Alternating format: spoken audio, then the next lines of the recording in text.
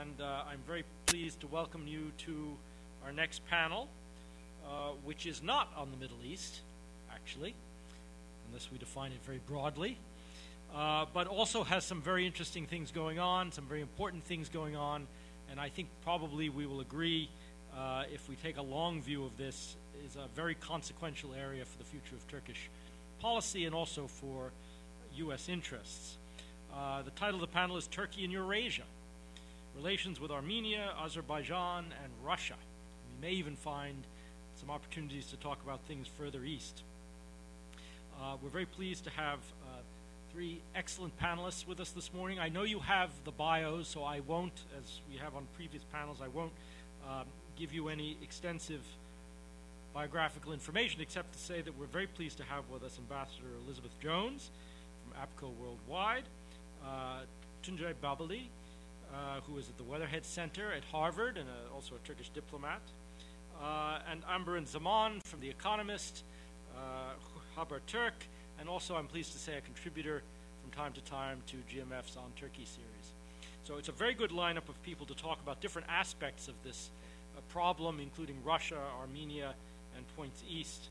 I've asked them to give us 10 minutes of comments, and then perhaps we'll have a little bit of back and forth and then go directly to your comments and questions. I do know that Beth Jones needs to leave a bit early, so I was going to ask her to speak first, and then we'll move on from there. So without further ado, Beth, please. Thank you. Thanks very much. Thank you for inviting me to participate today.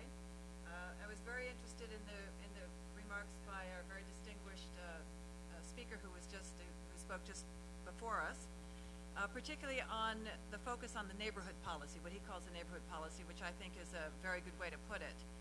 The no drama policy or various other terms that have been used for it, I think probably are not as accurate as they might be. What I thought I would start with, though, is to remind everybody how Turkey looked in the Caucasus and Central Asia and Russia right after the breakup of the Soviet Union. Turkey was a very big actor in this part of the world. It was a big actor, as was Pakistan at the time. Turkey was by far the more successful actor in the region, not least because Pakistan, and I was serving in Pakistan at the time, went in with the Korans and was very surprised to see that there are an awful lot of people in Central Asia who didn't really know what it was and were not very interested in pursuing a relationship with Pakistan based solely on religion, whereas Turkey went in to this region much more as a Turkish and a Turkic colleague, and very quickly developed the Association of Turkic-Speaking States, which is still in existence, and I think is a very good potential vehicle for some of the things that I wanted to mention. One of the things that I think is particularly interesting to recall from that period of time is that all of these countries, the 5 Central Asian states and the 3 Caucasus countries, were very eager to participate. They're very eager to join the world. They hadn't been able to participate in the world. They were very interested in joining a variety of organizations. Most of them were very transatlantic and Western focused. Turkey was a very good mentor and leader in that regard. And these countries were also very interested in getting out from under Russia, getting out from under the big brother, getting out from under a country that tried to tell them what to do and was really very condescending at the time in terms of how they should behave and how much they didn't know and how much they couldn't do because they couldn't possibly know. That was the attitude of the Russians at the time with these 8 countries. Turkey, the role that Turkey played and the role that the Turkish leadership played, I thought at the time was very collegial. It was focused on development of business. It was focused on sort of leading the way on how to participate in some of these Western institutions. Turkey was quite instrumental in helping to develop the whole concept of Partnership for Peace, the organization that was associated with NATO that all of these countries joined.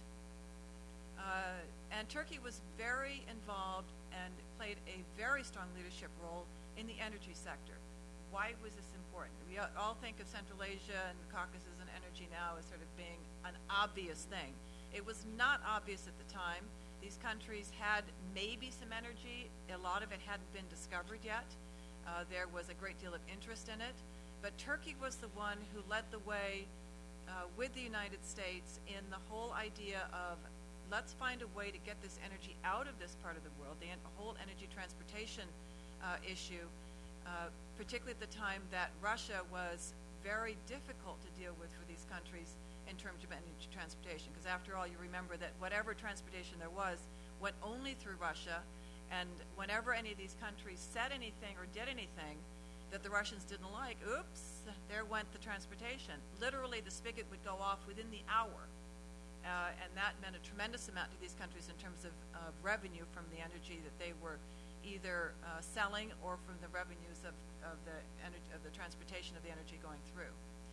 Turkey was very active on the whole idea of what kind of transportation was appropriate, and very active in a way that's very much appreciated today and was quite an innovative thing at the time in terms of environmentally friendly energy transportation. In other words, to find a route to get the energy out of this part of the world that didn't depend on single-hold, rust bucket kinds of tankers that were very likely to leak into the Black Sea and could very easily be an oil spill disaster along the Turkish coast as these tankers tried to go through the Bosphorus. Hence was born the Baku-Tbilisi-Ceyhan pipeline and a variety of other transportation corridors that parallel that in terms of gas, and also, of course, to support some of the newer transportation corridors, including through Russia. This was not an anti-Russia move on the part of Turkey and the United States at the time. It was very much an anti-monopoly move, so that these countries could get their energy out. And as important as energy is, the more important thing was to get revenues get revenues into the treasuries of these countries that were just starting out. They didn't even start out with a fresh slate. They started out in the minus in terms of their budgets because of all of the debt that Russia insisted that was owed based on various large structures that were built by the Soviet Union in their countries, over which they had very little say.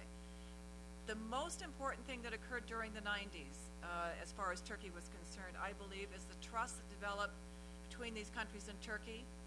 Their relationships with Turkey were a little bit different for each one of them, but nevertheless there was a tremendous amount of trust built up, of course with one big exception, Armenia, which we'll talk about separately. Turkey, I wouldn't say Turkey turned its back on this period, on this part of the world in the late 1990s and the early 2000s, but their attention went elsewhere for a great variety of reasons. And I believe that the lack of Turkish leadership in the region was very much felt at the time, and I would like to use this forum to encourage our Turkish friends and colleagues to, in a way, go back to some of the ideas that they had in the 1990s and to build on the neighborhood policy that has been so carefully articulated by the previous speaker, and take up a much more active leadership role in this region for a variety of reasons. The first reason is that it needs the leadership. It would welcome the leadership. One only has to look at what's going on in Kyrgyzstan right now to see that there are opportunities for leadership. There's the opportunity for mediation that Turkey can, in a role that Turkey can play extremely well.